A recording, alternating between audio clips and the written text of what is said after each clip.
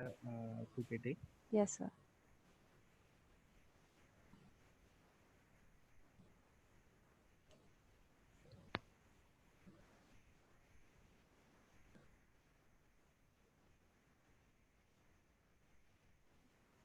Okay. It is visible. Okay. So, good morning, everyone. Myself Kiran. Today, I'm going to discuss about what is the scope in electronics and communication engineering. Right. So, in this session, basically, I will be discussing about what are the core domains in electronics and some of the emerging fields associated with this stream. Right. So, the core domains being embedded system, VLSI, wireless communication, digital signal processing, right? So mainly I will be just giving you an overview about these core domains, and along with that I will mention what are the other areas in which you can look for some job opportunities, right? So let us start with the first one, that is embedded system, right? Now this embedded system is one of the leading specialization in the field of electronics and communication. It is a combination of hardware and software whose purpose is to perform a dedicated function based on the requirement. Right. Now, in early days, when suppose when your parents were at your age, for example, there were television sets, CRT televisions, and when they want to change the channel, what they need to do is they have to stand up, go to the television set, then change the channel or volume, whatever it is, and then again they have to come back to the seat. So during one sitting, they have to make 3 or 4 uh, movements between the seat and the television set. But nowadays it is not required. We know that we are having remote controls, and using that we can change the channel or voice, whatever it is. And mm, and one more thing is that nowadays we can even talk to the remote, and without knowing the channel itself, channel number, we can find the channel. So all this is made possible because of advancements in embedded system, right? So the main motivation behind this specialization is to make our way of living easier or simple.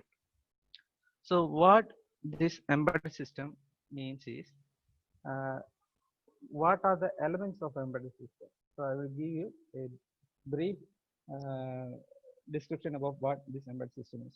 So it contains a processor, which is the main processing unit inside a embedded system, and a software will be there which will control all the hardware present in this embedded system.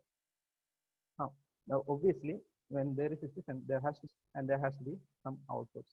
So to deal with this input and output, there should be some I/O devices associated with this hardware. Right. Now, again, sometimes the user will have to modify this system. Whether, for example, if we are talking about an audio device, if we want to increase the volume or reduce the volume, the user will have to give some command to this hardware.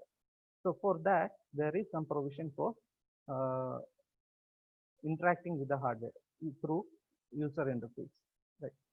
And again, using the same example, if the audio needs to be connected to some other external amplifier system, then there has to be a provision to link one system with another system. So these are the basic elements of a. Now, I'm not going into the depth of each domain because it is uh, even one domain itself can take for 3 or 4 sessions. So I'll be just mentioning what these domains are and what are the applications and what are the career opportunities. So now let us discuss about what are the applications of this embedded system. Now, this embedded system finds widespread application in consumer electronics. For example, camera, then video camera, then uh, print projectors, etc. Comes under consumer electronics. Then household appliances, you will be having washing machines, television sets, refrigerators, etc. at your home. All these contain some part of electronics embedded into it. Then automotive industry. In automotive industry, in modern day automobiles, there is ABS. Right now, it is mandatory that all vehicles should be having ABS. And also, it will be having some ECUs inside the car, engine control unit, which will control whether the braking is performing correctly, whether the engine temperature is adequate, it is whether it is increasing or not. So all this will be monitored by this ECU. So this will increase the security of this uh, vehicle. So again, all this is made possible by embedded system. Another application is in home automation and security systems, where example is most common example is air conditioning. Nowadays, after work, before reaching your home, you can directly uh, set the temperature of your house. By the time you reach your home, the room will be already pre-cooled. Again, some air conditioner has a facility like it will track whether the occupants are in a particular area. So depending upon your location, the cooling will be adjusted in that particular area. So all these features is included in modern day electronic devices. Then again, we find widespread application in telecommunication, like the mobile phones we are using, then switch boxes, telephone switch boxes, etc. Then computer peripherals, the printers, the scanners, the projectors that you are using, all this contains some embedded systems included in it. Then networking systems like modem, router, switches, healthcare, mm, widespread use in healthcare. Embedded system has widespread use in healthcare field because of this, the lull support system is nowadays top notch. And finally, in banking sector, the ATMs, point of sale systems. This goes on. Several applications can be, we can name several applications for this embedded system. Now, based on this, there are different career opportunities for uh, engineers who are focusing on in engineers in electronic domain. So most of some of these job opportunities are in firmware engineer. One is firmware engineer. So what is a firmware? We just now mentioned that there is embedded system contains a hardware, right? So on this hardware, we will be installing some applications. For example, you are having some mobile phones, some laptops, right? So on these laptops, you are going to install some applications, right, to perform some particular task. So directly we cannot install this application, right? So during startup, the CPU needs to control all other peripheral devices, right? Memory devices, input devices, registers, all these things they need the CPU needs to control. So to control the hardware, a program, a uneditable program has to be included into it. So in the case of system, laptops or desktop, we call it as BIOS. You might have heard, right? So this will help in the CPU controlling the other devices. So on using this BIOS, we will be able to install the operating system on the devices. Right? So there are job opportunities in developing this firmware, and the category is called firmware engineering. Then the next classification is embedded application software development engineering. Right? You will be using different applications for some other for different purposes. So developing these applications or programs or software, you will require electronics engineers. Then manufacturing boards, PCB, there is a scope for engineers in that. Then system design. This is also a heavily paid job, system designer, because uh, if you design a system, it has to be power efficient, it has to be fast, um, then it should be able to, the cost also should be very less. So in view of that, there should be proper planning in deciding where each and every component should be placed inside the system, right? And what components should be used. Because for a system, while designing a system, not all components will be fabricated or made by the same vendor. Each and every component will be taken from some different vendors. And there are different several options are available for the system designer. So based on the specification they are having, they have to select the adequate one. And there are a lot of algorithms based on these algorithms they will be doing this. So that is one category. And the next one is FPGA designer. FPGA is right now one of the hot topics in semiconductor industry. Uh, we have already discussed about FPGA in the previous session. So that is one option available. Then system architecture and development engineer and simulation engineer. So simulation engineer, the task of this simulation engineer is to, they will be given some test vectors, whether the system that they have designed is working properly or not. So they have to run some simulation. Right? So these are the different opportunities available for the case of embedded system engineer. Now moving on, the next domain is VLSI. VLSI stands for Very Large Scale Integration. And as I mentioned earlier, embedded system, there are a lot of opportunities in the case of embedded system. However, in the case of VLSI, the number of jobs available will be considerably less compared with embedded system. However, most of the high-paid jobs will be available in this VLSI domain. Right. So basically, it is integrating. In the previous case, in the case of embedded system, each and every module will be separate and will be placing it on a system. Here, Sir, sorry to interrupt. Can you be a bit louder? okay. Thank you, sir. Okay. Okay. So in the case of VLSI, here what we are doing is we are integrating all these different components on a single chip, right?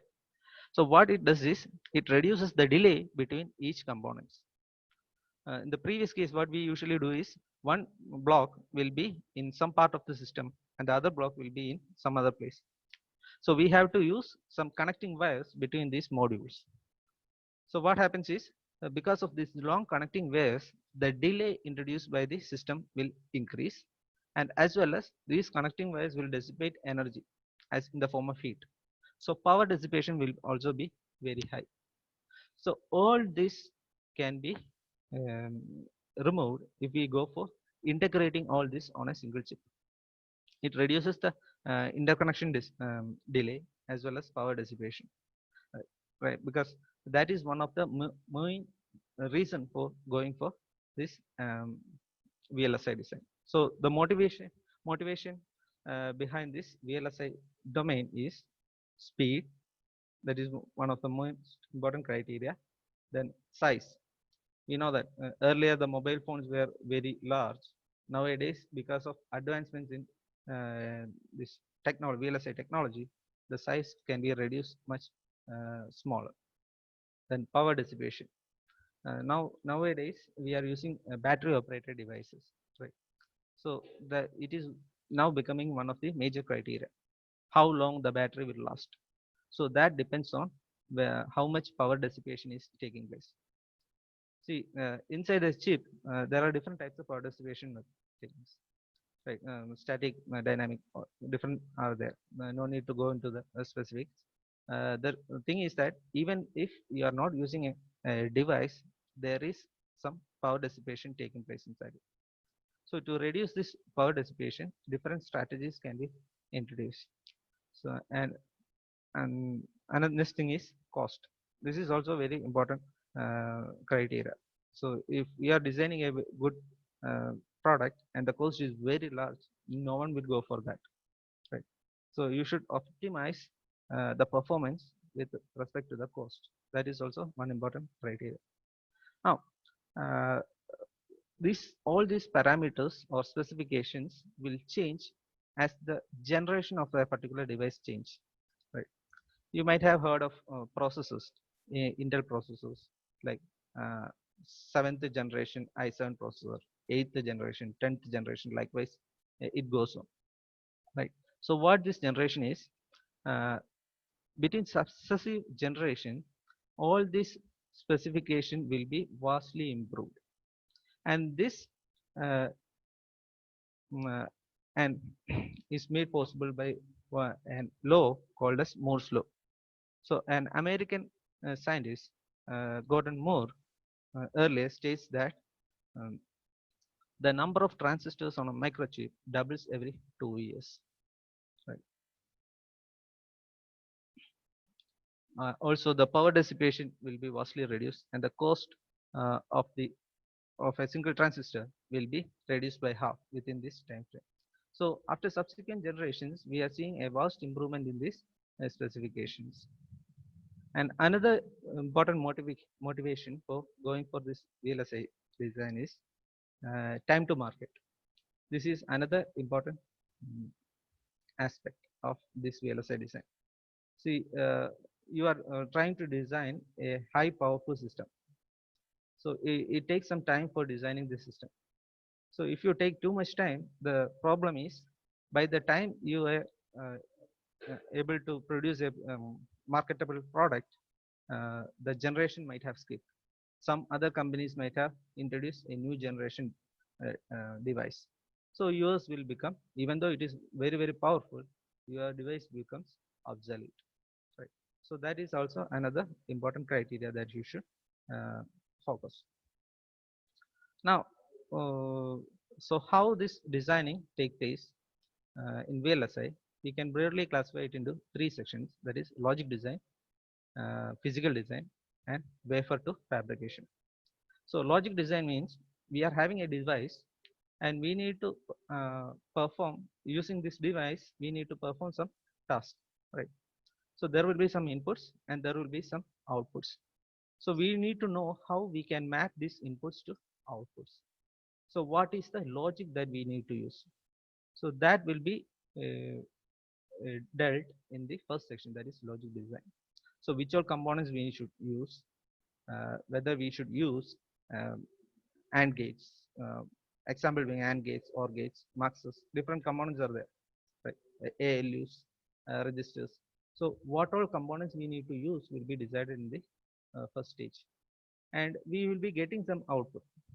And during the course of each and every step, we will be checking whether we are getting the required output.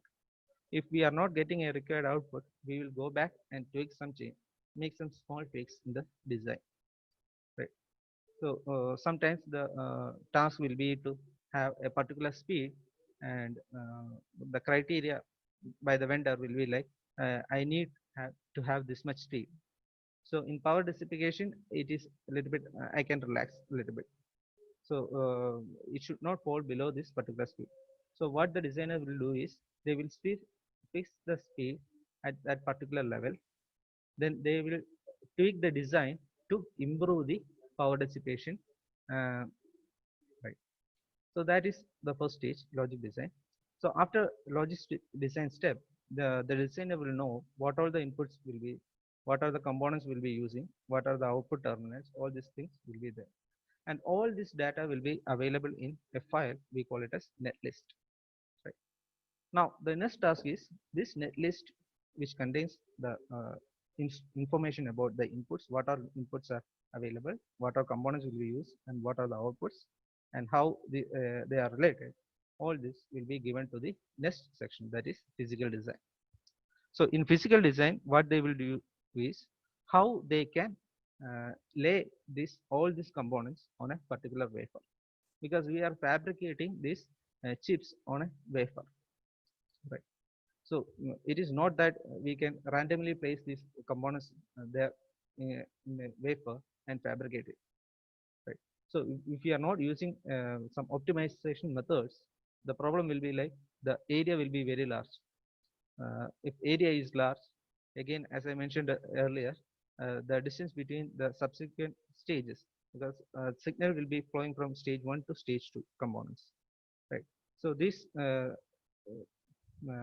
they, for that it is facilitated by using some connecting wires, using some copper linings will be used. So if that length is very large, if the interconnections are very large, it may result in this power dissipation and delay. All these things can occur. So there should be some optimization in designing, determining where to place each and every component on a wafer, and how we should connect these components. So this design is done by VLSI design engineers, right? And after this design is and again, while in the course of this design, there are some rules that they have to follow, like DRC, design rule check, whether there are different rules like one metal should be this much distance away from the next metal line. The reason why these rules are there is that during fabrication process, sometimes because of some fabrication error, the connecting wire will extend some micrometer towards one direction. So if the next wire is lying very close to this the previous wire, because of this small extension, these two wires get connected. So to avoid that, different rules are there, and that we call it as DRC, design rule check. Then LVS, layout versus schematic check will be there. Then ERC, electrical rule check. So all these rules the physical design engineers will follow and produce a particular or decide on how to place these components. And this data will be present in a file, we call it as GDS file, right? And this file will be sent to the fabrication engineer, right, where they will fabricate this particular device on a wafer, and then after that they will package it and send for testing. And packaging is also very important because these ICs are very small. For example, you have seen SIM cards, right? So if you look at the back side of the SIM card, you can see some copper plates on the SIM card. These are the IO pins, right? Where how through which the signals will be going into the SIM and coming out of the SIM, right? Now, actually, these are not the terminals of the IC. So if you break open this SIM card, inside you can see a small piece of silicon material. That is actually the wafer chip. So on the sides of this chip, there are small miniature pins are available. These are the actual IO pins of the chip. So it is not visible to connect a connecting wire onto this particular input device. So what we do is during packaging, we will draw a small line uh, connecting wire to a larger outside pin, and this larger outside pin will facilitate the transfer of data from between this particular SIM and the mobile phone, right? So this packaging is also important. The different packagings are available: single inline, dual inline, SMT. Different methods are there. And after packaging, we will send it for testing, because we cannot, after fabricating, we cannot directly send the chip to the market, because during any of these stages there will be some mistake that is done by the engineer or by the process itself, right? So we should test whether it is working correctly or not. So for that, there are different uh, testing mechanisms that are available, right? So we will be using some test vectors. um, Based on these test vectors, we will check whether there is required outputs are obtained. And it will be like during a single, for a single batch, there will be like thousands of chips manufactured in a single chip batch. So among these chips, we will not test all the chips. We will be selecting few chips randomly, and we will send it for testing. And if the yield is above a particular percentage, then we will send the entire batch for marketing. And if the yield is below the particular threshold, we will redo the design process. And if that occurs, then there will be huge loss for the vendor itself, because this fabrication process is very costly. So if you are trying to fabricate only a single chip during a particular process, the if, if that is done, then the cost of mobile phones will be very large. It will be like millions of dollars. Right? Since it is fabricated on a batch, that is why the cost is getting reduced drastically. Right? That is where this VLSI industry is, or silicon industry is thriving nowadays. Now let us see some of the career opportunities in VLSI design. So each and every stages in this design flow will be carried out by a specific design engineer. It is not that these design engineers should know what all these sections are.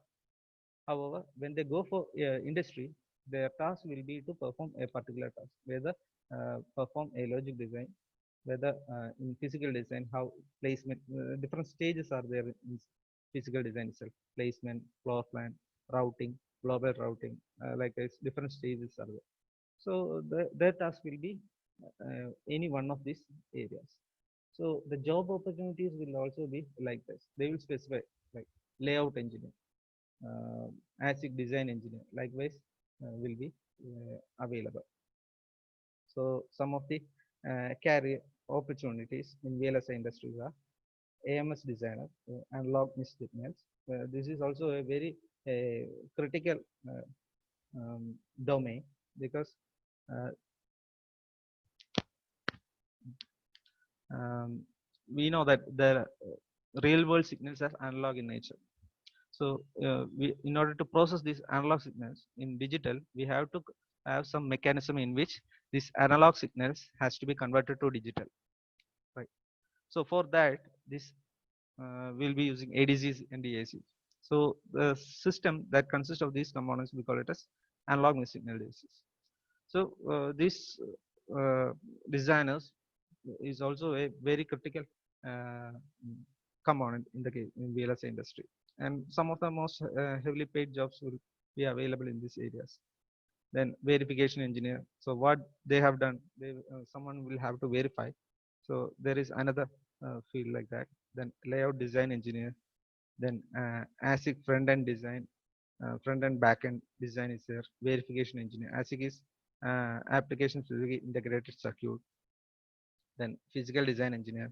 Then board validation engineers. Then EDA or CAD engineer. EDA stands. These are tools that are available to simulate whether a particular circuit is correct or not. Electronic design automation tools, computer aided design automation tools. Right? So suppose you are having a simple circuit like some amplifier or some multiplex or mixer circuit are having, and you need to test whether it is working properly or not, or your design is correct or not. So if you directly go and fabricate it, and after that you check, then if there is some errors, then it will be a loss for you. The entire process that you have done will be waste. So rather than that, what you can do is you can first create the design. Then using some EDA tools, you can simulate whether your design is correct or not. Right. Then EDA tool value. So how to generate these tools? There is another scope for that. Then fab or foundry engineers, where the actual fabrication take place from silicon, the basic silicon to wafer to chip. Then FPGA backend verification engineer, then front end verification engineer, then IP design engineer, then library developers. So there are different ways in which we can, or different architectures are available, right? You can either go for a complete uh, uh, full custom design in which all the components will be designed by yourself. That is, we call it as full custom. Only the basic components like AND gate, OR gate, um, some transistors will be available for you. Right? Everything else you will be designing yourself. So it will take lot of time for designing. However, one of the added advantages, it will be the performance will be vastly improved compared with other architectures. Right. So usually we go for this full custom design if we want to go for a new generation system. We are testing a new generation system, or we are going for a workstation or supercomputer design. In that case, the performance is more important. So in cases like this, we go for this full custom design. Other than that, there is another method that is we call it as semi-custom. So in semi-custom, rather than going for designing all the components, we can take up some of the standard cells that are available. Right. So some vendors might have already designed a some small component that is used in your design. So you can directly take that component and you can use it. So the problem here is if you are using that, the area optimization, power optimization cannot be performed to a greater extent. So the performance will be slightly less compared with respect to full custom design. However, the advantage is the time required is vastly reduced in designing the particular prototype. Right. So in cases like this, there should be some library for that, for each and every component. Right. So again, as new components are developed, we need to create more and more library for that. So there is another scope for that, like the library developer. So these are some of the areas in which you can focus in the case of wheelless industry. Then moving on, the third domain, core domain is communication field. So in communication, the different uh, specializations are satellite communication, microwave communication, radio communication, and mobile communication. So I am not going into the depth of each and every specialization. So I will be explaining some of the applications for this communication, wireless communication. So it is, so there are widespread use for this in education field, home entertainment, then government, military case, and then um, travel, construction, environment, industrial control. So there are different applications in which we need to we are having some data, and we need to efficiently transmit this data to the receiver. Right. So in earlier days, we used to transfer this data using physical mediums, wired medium. Nowadays, we will be using this wireless medium. So it becomes very fast. The distance is not a priority now. Now the only issue is security, because someone else can also hack into this signals. So to overcome this, what we have done is we have come up with different types of encryption methods. So our data will be encrypted in some other methods. Several methods are AES, different methods are there. So using different encryption standards, you will convert the data and send to the receiver, and the receiver will know which encryption that you have done. So again, they decrypt the message and collect the required data. So while you are browsing in net, if you go for some banking website, they will be saying like the site is protected with 128 some encryption method. These are different encryption standards that are used. Right. Uh, so these are some of the applications in wireless communication domain. And each and every sector, there are job opportunities available for electronics engineers. So compared with embedded and VLSI industry, uh, the number of job opportunities available for electronics engineers in wireless communication field is comparatively less with respect to the other two domains. Then moving on, the next domain that I have to talk to about is DSP, digital signal processing. So it's basically we need to process data uh, so that the all the process can be done at a faster rate. So for this, we will be using different algorithms. for processing a particular data. For example, the different domains of this signal processing will be like image processing, video processing, likewise, right?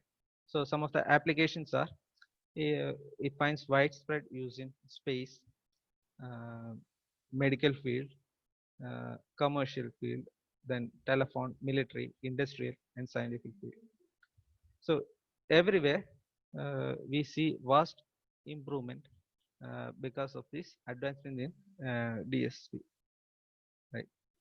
So this voice recognition, like different high-end security systems, are all made possible because of advancement in DSP system. So these are the some of the core uh, domains in electronics field. Uh,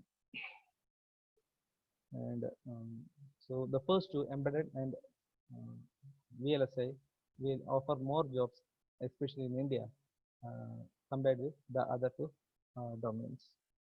And some of the new emerging fields related to this uh, electronics branch are robotics. That is also a hot topic in, nowadays.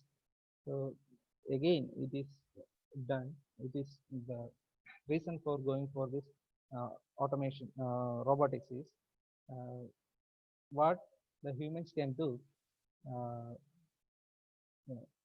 can be instead of using direct contact, we are doing the same process using with the help of some machines, right? So it is simply replicating human activities, right? So it has widespread application like in places where humans cannot go. For example, near the vicinity of some active volcano or some poisonous environment, uh, a human being will not be able to go there and observe the uh, environment or make some reading. So for that, we can use this uh, machineries or robots. And again, in seismology, deep underground, we need to measure some data. So again, we can use this uh, field. So another emerging field is IoT, Internet of Things. So with the emergence of IoT, everything is now connected with each other. So using this IoT itself, we can say that it will actually learn what we are doing. So every day I used to wake up and I have a cup of tea. So if you are having an IoT based system, it will learn that this is your daily routine, and by the time it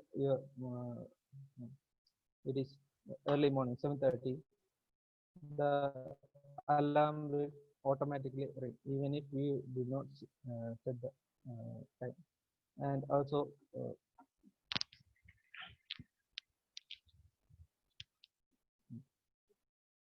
yeah, sorry. Uh, so this is another important domain, hot topic in the case of electronics industry. Then the next one is artificial intelligence. So some of the, even if we are going for a electronics equipment, some of the tasks that need to be performed that we have to give manually. So to remove this human intervention, we are going for artificial intelligence. So it will learn what the user is expecting, and it will try to mimic the particular actions and perform that particular operation without the help of a human intervention. So all these three domains are hot topics in the field of electronics, and some of the high paid jobs are also available, but it is comparatively less with respect to other fields are available in these domains. So with this, I wind up this session. Uh, I hope you understood what all fields are available in electronics domain. Then again, I only mentioned the basic idea of what are the domains available in electronics field. It is not possible to completely explain every aspects of this domain within this time frame. So I hope this session was helpful for you. And again, I would like to thank Mr. Piyush Agarwal, IILM Engineering College, for giving me this opportunity to speak with you and to organize this wonderful session. And thank you. If you have any questions, you can. Thank you, Kiran sir. Thank you so much for this wonderful presentation. And I hope students must have gained a lot through this. Dear students, if you want to ask anything, please go ahead and ask. Any question, you can write in the chat box and ask.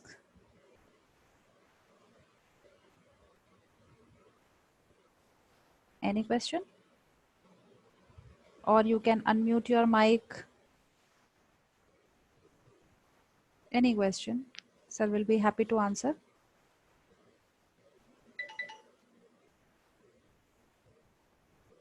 So, No question? Okay. Okay, so you don't have any questions, no problem.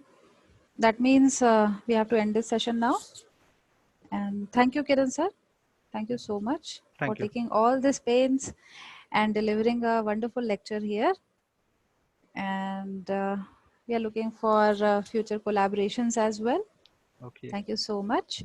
Thank you. And dear students, for tomorrow we'll be having a session on automation. And don't forget to tune in at 10 a.m. Okay. So I think we have to end this session now. Okay. So I'm ending the meeting for all. Bye.